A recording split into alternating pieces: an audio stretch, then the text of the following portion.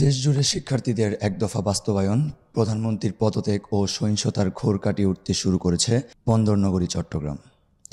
সকাল থেকে বাজারঘাট খোলা থাকলেও নেই ক্রেতাদের ভিড়। এই মুহূর্তে বাজারের পরিস্থিতি সম্পর্কে জানতে নগরীর কাজীর দেউরি বাজারে গেলে সেখানকার সভাপতি জনাব আব্দুর রাজ্জাক আমাদের জানান, বর্তমান যে পরিস্থিতি আছে এই পরিস্থিতিতে আশা করি আজকে থেকে যা দেখা যাচ্ছে এখানে মোটামুটি নর্মাল হয়ে গেছে। গতকালকেও আমার বাজারের দিকে একটু দুষ্কৃতিকারী কিছু আসতেছিল, তো আমরা প্রতিরোধ করেছি, ব্যবসায়ীর আতঙ্কে ছিলাম, কিন্তু আজকে থেকে দেখতেছি মোটামুটি ভালো পরিবেশ, কিন্তু ক্রেতারা ভয় আসতেছে না।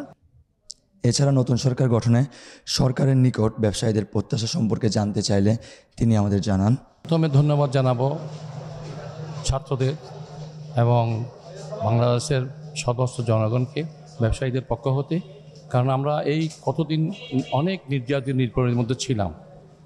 বিশেষ করে বিভিন্নভাবে আমরা অপদস্থ হয়েছি, কিন্তু বর্তমানে আমরা আশা করি যে একটা সুন্দরভাবে একটা যদি অন্তর্বর্তীকালীন সরকার যদি ভালোভাবে আসে আমাদের ব্যবসায়ীদের জন্য ভালো হবে। এই জন্য ভালো হবে যে আমরা ব্যবসাটা যেন সুন্দরভাবে করতে পারি, এক। আর দ্বিতীয় কথা হলো যেই দলেই আসুক আমরা ভালো মানুষ দেখে সবাইকে আবেদন জানাবো, ব্যবসায়ীদেরকে বলবো যে একটা ভালো মানুষ দিয়ে সুন্দরকে সরকার গঠনে সহযোগিতা করব। এবং বর্তমানে আমরা যে অবস্থায় আছি এই অবস্থার মধ্যে আজকে থেকে মোটামুটি আমরা খুব ভালো আছি।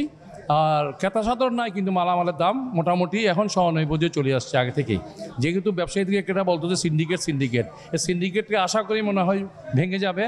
শিক্ষার্থীদের এই আন্দোলনকে ঘিরে তাদের প্রতিক্রিয়া সম্পর্কে জানতে চাইলে তারা আমাদের জানান, এখন এই যে কোটা থেকে শুরু করে এই যে পথটা আসছে, সেটা বলতে গেলে অনেক কঠিন পথ ছিল।